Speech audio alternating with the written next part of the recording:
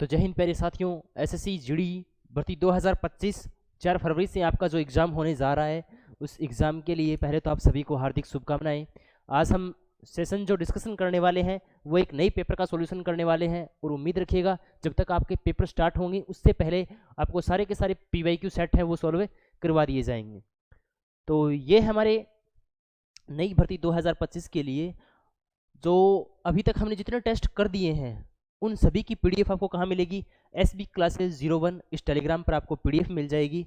और SB classes 01 YouTube channel को आप सब्सक्राइब करना नहीं भूलें। बाकी जो भी कोई ऑफलाइन तैयारी करना चाहता है, एसएससी जीडी जिनका एग्ज़ाम क्लियर हो जाएगा, उनको लगता है एग्ज़ाम के बाद में यदि कोई फिजिकल की तैयारी करना चाहता है तो सिंपली आप इस नंबर पर कॉन्टैक्ट कर सकते हैं। और आज का जो पेपर है वो रहने वाला है 2024 का शिफ्ट नंबर 4।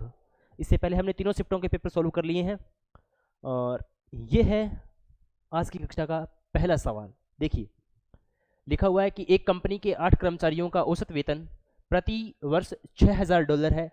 यदि पहले 4 कर्मचारियों का औसत, देखो सवाल को साथ साथ में सॉल्व करते हैं। एक कंपनी के 8 कर्मचारियों का औसत वेतन प्रति $6000 है। 8 कर्मचारियों का औसत वेतन $6000 है, यानी 8 कर्मचारी है, औसत वेतन कितना है? 6000। औसत वेतन कितना है? 6000 रुपये है। तो कुल कितना हो गया अभी? अगर एक का 6 है, औसत 6 है, 8 है टोटल, तो कुल कितना हो गया? 48000। कुल कितना हो गया? 48000। ठीक है।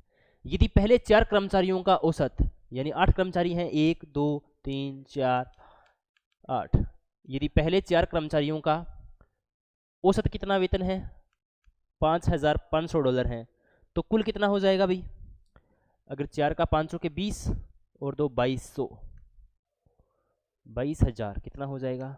$22000। पहले 4 कर्मचारियों का औसत कितना हो गया? $22000 हो गया। और अगले 2 कर्मचारियों का औसत 7000 है। अगले 2 कर्मचारी यानी 5 और 6, इनका कितना है? 7000।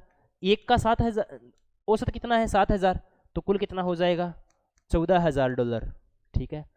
हमें पूछा है तो कंपनी के औसत वेतन को बनाए रखने के लिए शेष 2 कर्मचारियों का औसत वेतन कितना होना चाहिए? तो बताओ भी, ये 7 और जो 8 है इनका कुल कितना हो गया? 48000। अब ये जो घटाएंगे वो 7 और 8 का कुल होगा। 7 और 8 में का कुल कितना होगा भाई? 22 और 14, 22 और 14 कितने हो गए? 36। 36 में से 48 घटाएंगे तो कितने बचेंगे? 12000। कितने बचेंगे? 12000। अब ये जो 7वां और 8वें 2 लोग हैं उनकी कुल आय कितनी आई है? 12000 रुपये। औसत निकालना है। औसत निकालने के लिए 2 का भाग, तो इधर भी 2 का भाग, $6000। ऑप्शन नंबर बी रहने वाला है। बहुत ही शानदार क्वेश्चन। ठीक है, इसका उत्तर कितना आएगा? $6000। नेक्स्ट इसी तरीके से क्वेश्चन नंबर 2, और ये भी बढ़िया क्वेश्चन है कि श्याम 10 दिनों में एक काम का 3/5 भाग पूरा करता है। श्याम 10 दिनों में एक काम का 3/5 भाग पूरा करता है। तो बताइए, 10 दिनों में 3/5 भाग पूरा कर रहा है, पूरा काम कितने दिनों में करेगा भाई? पूरा काम कितना है? 1 भाग। पूरा काम हम 1 भाग मानते हैं या 100 मानते हैं? तो ये 1 भाग कितने दिनों में कर देगा? 10 गुणा में 5 भाग में 3, यानी 1 भाग कितना हो गया? 50/3। ठीक है, 50/3। और पूरे काम का फॉर्मूला क्या होता है भाई? पूरे काम का फॉर्मूला क्या होता है? Time into efficiency. अब वो 3/5 भाग को 10 दिन में कर रहा था, तो 1 भाग को कितने दिन में कर रहा है? 50/3 में, यानी टाइम तो आ गया कितना? 50/3। हमें क्या चाहिए? इफिशियंसी। इफिशियंसी कैसे आएगी? राखी श्याम से 1.5 गुना अधिक है, तो ये राखी है वो श्याम से कितनी है? 3/2, यानी राखी और श्याम का जो रेशियो आ गया वो कितना आ गया? 3/2, यानी श्याम की इफिशियंसी 2 है तो राखी की कितनी है? 3। तो टोटल काम कैसे निकलेगा भाई? टोटल काम, टाइम किसका? श्याम का, क्योंकि श्याम ही तो कर रहा है, 50/3 दिनों में काम पूरा कर रहा है, तो टाइम कितना? 50/3। और इफिशियंसी कितनी है भी श्याम की? 2, तो श्याम की इफिशियंसी कितनी आ गई? 2, यानी काम कितना हो गया? 50 दूनी 100, 100/3। इसकी इफिशियंसी कितनी आ गई? 100/3। अब ये आ गया हमारे पास टोटल काम। टोटल काम कितना है? 100/3, 100/3। और हमें क्या पूछा है अभी? राखी अकेले काम को कितने दिन में पूरा कर देगी, यानी हमें टाइम पूछा है। किसका? राखी का। फॉर्मूला लगाओ आप तो। W बराबर क्या होता है? Time into efficiency. टाइम निकालना है तो कुल काम में किसका भाग देना होगा? एफिशिएंसी का। तो टाइम बताना है, कुल काम कितना है? 100/3। भाग किसका देना है? एफिशिएंसी का। एफिशिएंसी कितनी है? 3, यानी 100/9। 100/9 ऑप्शन नंबर सी। फॉर्मूले से अगर हटोगे तो सवाल भी हटोगे। ठीक है, आई थिंक आपको ये सवाल समझ में आ गया होगा। नेक्स्ट है क्वेश्चन नंबर 3। और 3 नंबर क्वेश्चन क्या लिखा हुआ है कि एक शर्ट का अंकित मूल्य, क्या? MRP। एक शर्ट का अंकित मूल्य उसके क्रय मूल्य का 2 गुना है। उसके क्रय मूल्य का क्या है? 2 गुना। एक शर्ट का अंकित मूल्य, अंकित मूल्य का मतलब MRP। एक शर्ट का अंकित मूल्य उसके क्रय मूल्य का 2 गुना है, यानी उसके CP का क्या है? 2 गुना। तो यहाँ से MRP बटे CP कितना आ गया? 2/1। MRP और CP का कितना आ गया? 2/1। अंकित मूल्य उसके क्रय मूल्य का 2 गुना है। 20% लाभ, यानी प्रॉफिट कितना चाहिए उनको? 20%। प्रॉफिट कितना चाहिए? 20%। 20% का मतलब कितना होता है? 1/5। यानी यदि उसका CP कितना है? 5 रुपये, तो बेचेगा कितने रुपए में? 6 रुपये में। यहाँ तक किसी को कोई डाउट? CP 5 रुपये का है, 6 रुपये में बेचेगा, तभी तो उसको 20% का प्रॉफिट होगा। ठीक है, तो छूट का प्रतिशत कितना होना चाहिए? और छूट का प्रतिशत किस पर निकलता है अभी? MRP पे। यानी कोई वस्तु MRP पर है, वो कितने रुपए में बेची जा रही है, वही छूट होगी। तो देखो यहाँ पर CP कितना है? 5, और यहाँ पर CP कितना है? 1। तो दोनों को बराबर कर दो भी। यहाँ से MRP कितना आ जाएगा? इसको 5 से मल्टीप्लाई करा दो ऊपर नीचे, तो MRP कितना हो गया? 10। CP कितना हो गया? 5। और यहाँ पर भी CP कितना है? 5। यानी CP आपस में क्या हो गए? बराबर। MRP कितनी है? 10 रुपये, यानी MRP कितनी है? 10 रुपये। 10 रुपये की वस्तु को कितने रुपए में बेच रहा है? 6 रुपये में। 10 रुपये की वस्तु को 6 रुपये में बेच रहा है, तो कितने की छूट दे रहा है? 4 की। और किससे दे रहा है? 10 से। परसेंटेज निकालने के लिए गुणा में 100, 10 चौके 40, ऑप्शन नंबर ए स्टार्ट होगा। ठीक है, जब ये टेस्ट आप करोगे ना, तो आपको ये भी पता चलेगा कि कौन से क्वेश्चन है वो आपको छोड़ने चाहिए। ठीक है, नेक्स्ट इसी तरीके से क्वेश्चन नंबर, नेक्स्ट देखिएगा क्वेश्चन नंबर 4। यदि राम अपनी सामान्य गति से 30% कम कर देता है, यानी क्या कर देता है? स्पीड। और स्पीड 30% कम कर देता है। 30% का मतलब 3/10। इसका मतलब पहले जो स्पीड चल रहा था वो 10 की स्पीड से चल रहा था, तो अब कितने की स्पीड से चलेगा? 3 कम चलेगा। 3 कम चलेगा तो कितने से चलेगा? 7 से चलेगा। यात्रा करता है तो वह 15 मिनट देरी से पहुंचेगा। 15 मिनट देरी से पहुंचेगा। एक बात बताओ, आपको डायग्राम याद है ना? कौन सा? DTS वाला। DTS के अंदर क्या होता है? टाइम और स्पीड आपस में क्या होते हैं? वाइस वर्सा होते हैं। यानी यदि स्पीड का रेशियो ये है, तो टाइम का रेशियो कितना होगा भाई? 7/10। अब बताओ, पहले 7 मिनट लग रहे थे, अब 10 मिनट लग रहे हैं, कितने मिनट ज़्यादा लग रहे हैं? 3 मिनट ज़्यादा लग रहे हैं। लेकिन पर्सन के अकॉर्डिंग कितने लग रहे हैं? 15 मिनट। कितने? 15 मिनट। तो 1 यूनिट की वैल्यू कितनी आ जाएगी? 5। 1 यूनिट की वैल्यू कितनी आ जाएगी? 5। यानी पहले उसको 35 मिनट लग रहे थे, तो अब इसको कितने लग रहे हैं? 50 मिनट लग रहे हैं। ठीक है, हमें क्या पूछा है? तो उसके द्वारा सामान्यतः कितना समय लिया जाता है? तो उसके द्वारा कितना लिया जाता है अभी? 35 मिनट लिया जाता है। ठीक है, बिल्कुल आसान सा सवाल। और देखो इसी तरीके से किसका होता है? वर्क का होता है। वर्क में क्या होता है? Time into efficiency. और डिस्टेंस में क्या होता है? Time into speed. तो ये आपस में क्या होंगे?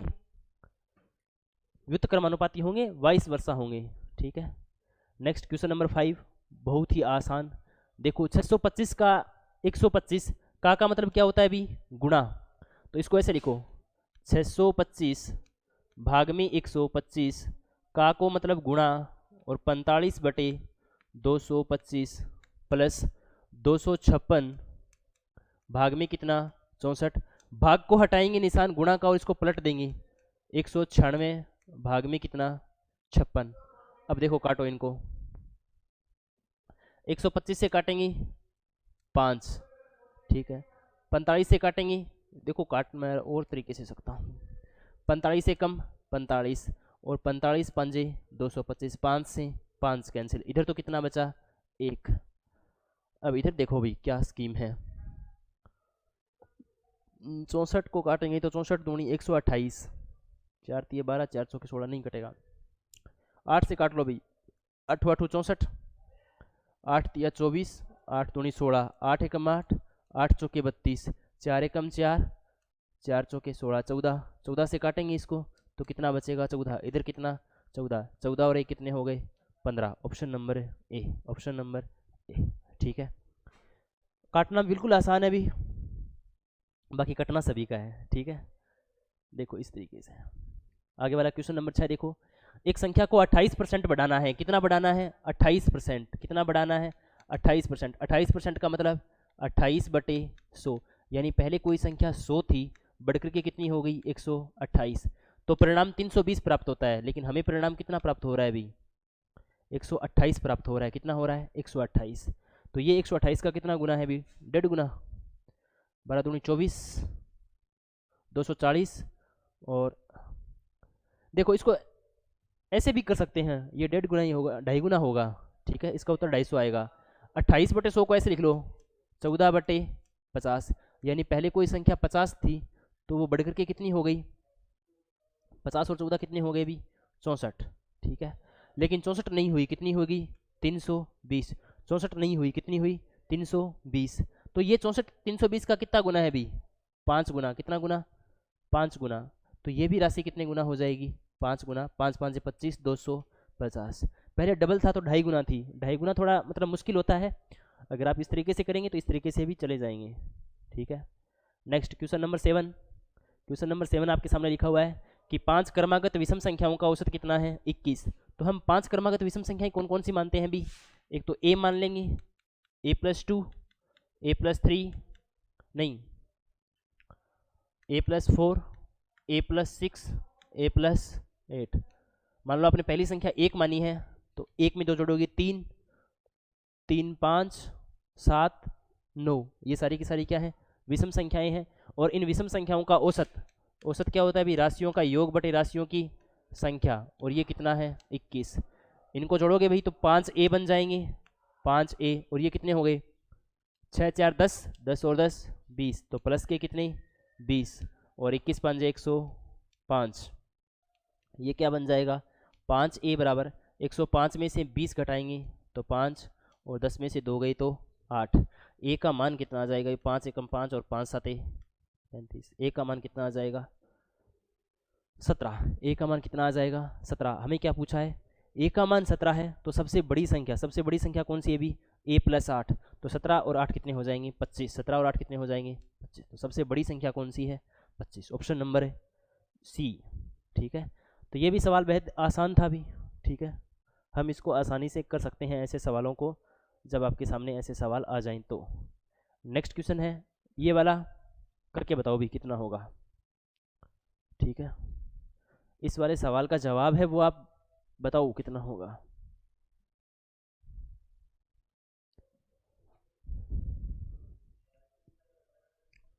चलिए देखिए, सवाल में लिखा हुआ है कि एक निश्चित राशि पर 12% की वार्षिक दर से 3/2 और 7/2 वर्षों के लिए साधारण ब्याज का अंतर 19/20 है। तो देखो भाई, अंतर 1900 कितना है 20, तो टाइम का अंतर कितना है 3/2 और 7/2 का अंतर कितना होगा 7/2 माइनस 3/2, 7 में से 3 घटाएंगे 4/2, यानी 2 वर्ष, कितना 2 वर्ष, 2 सालों का अंतर कितना है 1920 रुपये है। रेट कितनी है 12%, बताओ 1 साल की रेट कितनी है 12%, 2 सालों की रेट कितनी होगी 24%, इसका मतलब 24% किसके बराबर है 1920 के बराबर है। ठीक है भाई, 1 साल में ब्याज हो रहा है 12%, 1 साल में ब्याज हो रहा है कितना 12%, यानी 12 रुपये मिलेंगे, 2 सालों में कितने मिलेंगे 24, तो 24 रुपये, और ये किसके बराबर है 1920 के। हमें क्या पूछा है राशि कितनी है, तो राशि कितनी होती है अभी सारी की सारी 100%, 24% की वैल्यू है ये, तो 100% की वैल्यू कितनी आ जाएगी भी 1920 बटे में 24, और गुणा में कितना 100, 24 से काट देंगे इसको, देखो 12 दूनी 24, 12 एकम 12, और कितने बच गए ये 12 छिके 72, और 2 से काटेंगे तो 8, 8,000 रुपये। कितने रुपए? 8,000 रुपये। जब इसको काटेंगे तो कितने रुपए आएंगे? 8,000 रुपये। ऑप्शन नंबर सी हमारा सही रहने वाला है। ठीक है, तो आई थिंक आपको ये सवाल बहुत ही आसान तरीके से समझा दिया है मैंने।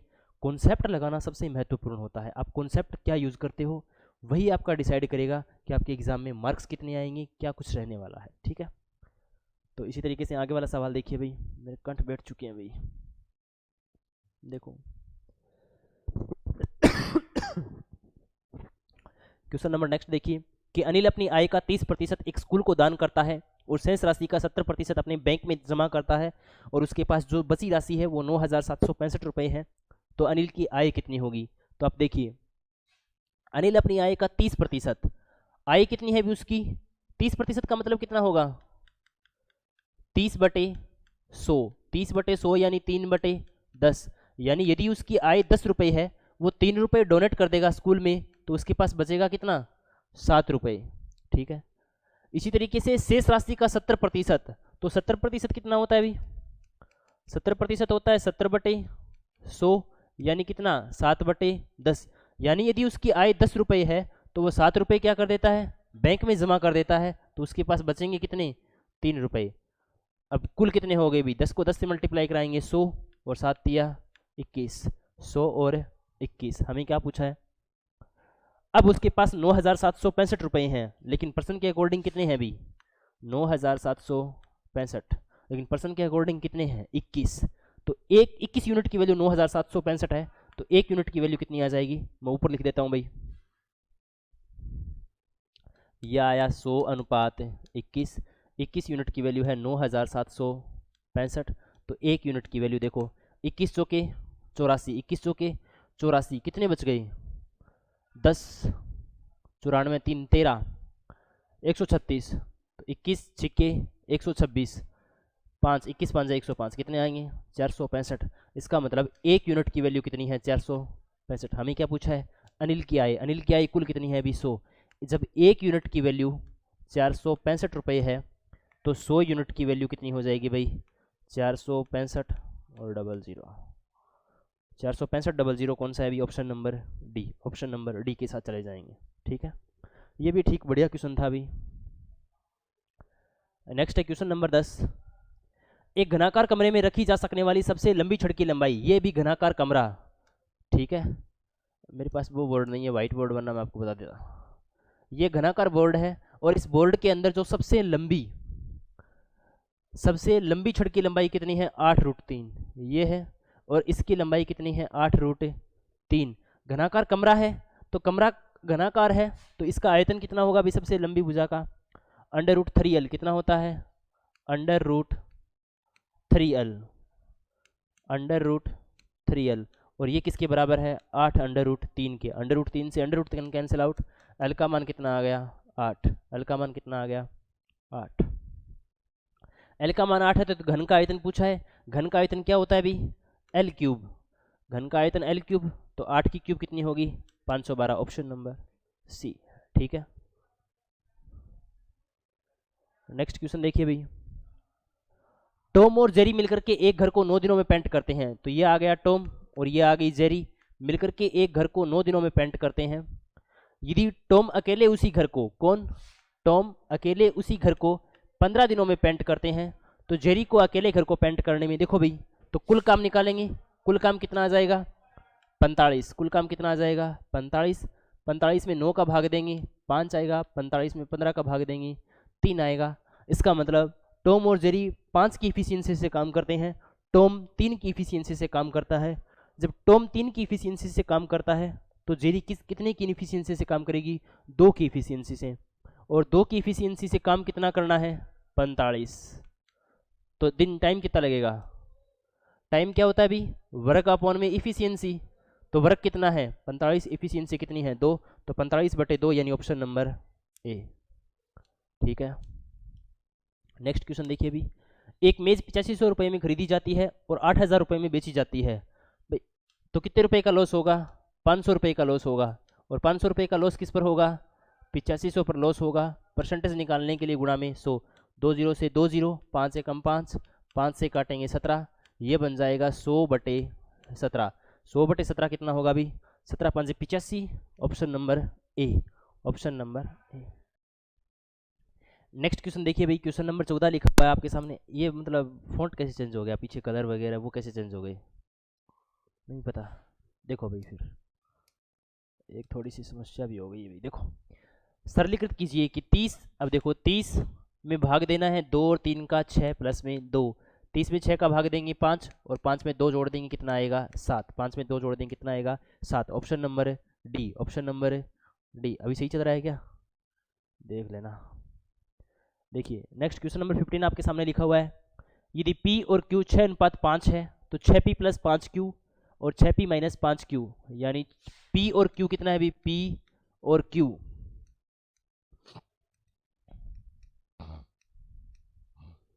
P और Q कितना है? 6 और 5। हमें पूछा है 6, P का मान कितना है? 6 + 5, Q का मान कितना है? 5 भाग में 6 माइनस 5 गुणा में 5, 6 चिकू 36 प्लस 5 5 25, 6 चिकू 36 माइनस 25। 36 और 25 कितने हो गए भी? 25 25 50 और 10 60 और 71। 36 में से 25 घटाएंगे 1 और 11, 71/11 यानी 71:11। 30 20 50, 50 और 10 60 और 61 ही होंगे भैया, ठीक है ना? पता नहीं क्या हो गया है, 61:11। Option number D, option number D, ठीक है। चलिए आगे देखिए नेक्स्ट क्वेश्चन नंबर 16। 60 मीटर लंबे एक बिजली के खंभे के तार को 5 मीटर के बराबर खंडों में काटा जाता है। देखो भाई ये एक पेन है, इस पेन को यदि तुम 2 भागों में बांटोगे तो कितने भाग होंगे? 2 ही भाग होंगे। तो 5-5 मीटर के बराबर खंडों में काटा जाता है, तो खंडों की संख्या ज्ञात कीजिए। तो 60 में 5 का भाग देंगे, 12 खंड आ जाएंगे। बिल्कुल 7वीं कक्षा का प्रश्न है, ठीक है, 7वीं कक्षा का प्रश्न है। आगे देखिए 18वां क्वेश्चन। यदि किसी वस्तु का अंकित मूल्य 2500 रुपये है और विक्रय मूल्य 2000 रुपये है तो छूट का प्रतिशत कितना होगा? तो देखो भाई एक किसी वस्तु का अंकित मूल्य 2500 रुपये है, यानी एमआरपी कितनी है? 2500 रुपये। एमआरपी कितनी है? 2500 रुपये है और विक्रय मूल्य कितना है? 2000। 2500 रुपये की वस्तु 2000 में बेची जाती है। 2500 रुपये की वस्तु 2000 में बेची जाती है, इसका मतलब 500 रुपये की छूट मिलती है। और किस पर? 2500 पर। परसेंटेज निकालने के लिए गुणा में 100, 2 0 से 2 0, 5 से कम 5, 25, 5 से काटेंगे 20%। कितनी छूट है? 20%। Option number D. हाँ अभी मुझे पता टाइम हो गया है, मैं करता हूँ। चलो देखो ये वाला सवाल लिखा हुआ है और इसको सॉल्व करना है। तो 25 चुके 100 माइनस 22 में 11 से करेंगे तो 11 दूनी 22, गुणा में कितना? 7 प्लस 4 3 12। 100 में से हमें कितना घटाना है अभी? 14 प्लस में कितना? 12। 14 में से 12 घटाएंगे माइनस के 2, 100 में से घटाएंगे 98। ऑप्शन नंबर ए सही रहेगा। ये तो जोड़ घटाव वाले सवाल हैं अभी। और नेक्स्ट ये वाला सवाल देखो क्या लिखा हुआ है। यदि x बटे वाई, इसको ऐसा लिख सकते हैं ना, x बटे वाई बराबर कितना? 3/8 और y बटे z कितना है? 3/4। हमें बताना है x, y और z। देखो दोनों में कॉमन कौन है? y, तो y को बराबर कर दो बस। y यहाँ पर 8 है, यहाँ पर 3, तो इसको 8 से मल्टीप्लाई करा दो और इसको 3 से मल्टीप्लाई करा दो। x का मान कितना आ जाएगा? 9। y का मान कितना आ जाएगा? 24। z का मान कितना आ जाएगा? 8 चौके 32। 9 24 और 32, 9 24 और 32, 9 24 और 32 तो कोई ऑप्शन भी नहीं है अभी। हो सकता है ये 3 मिस्टेक से लिख दिया हो, ठीक है ना? ये 3 नहीं है, इसका ऑप्शन नंबर कौन सा सही हो जाएगा? ऑप्शन नंबर सी, ठीक है। तो ये थे भी आज के हमारे 20 क्वेश्चन, ठीक है। इन 20 क्वेश्चन में आपको जो भी कोई किसी प्रकार की कोई दिक्कत आई गई हो तो आप कमेंट बॉक्स में बताना। बाकी इस क्लास की पूरी पीडीएफ, इस क्लास की पूरी पीडीएफ वो आपको कहाँ मिलने वाली है? SB क्लासेज 01, SB क्लासेज 01, ये रहा SB क्लासेज 01। इस टेलीग्राम पर मिल जाएगी, आप ये टेलीग्राम ज्वाइन करना मत भूलिएगा। SSC GD में यदि आप सफलता पाना चाहते हैं तो आपको मॉक टेस्ट लगाने ही होंगे, सबसे बढ़िया तरीके आपको यूज़ करने ही होंगे। मैं आपके लिए यहाँ पर हूँ 11:15 बजे। डेली लाइव जुड़ना नहीं भूलें। आज की क्लास के लिए थैंक यू। जय हिंद, जय भारत।